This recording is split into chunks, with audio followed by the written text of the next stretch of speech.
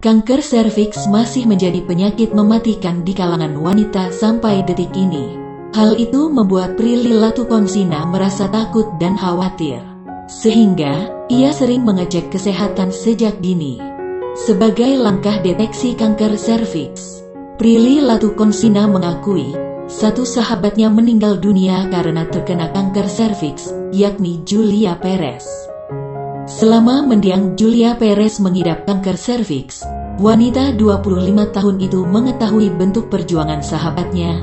Salah satunya ialah menjalani kemoterapi sampai kehilangan rambutnya.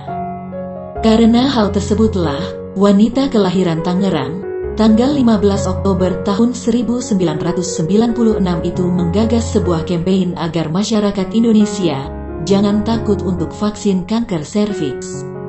Lewat penjualan Prilly T-Series bersama ST Indonesia, Prilly Latukonsina berhasil mengumpulkan donasi sebesar 100 juta rupiah, periode tanggal 26 Februari tahun 2021 sampai 30 Oktober tahun 2021. Lewat gerakan Satu Gelas Harapan.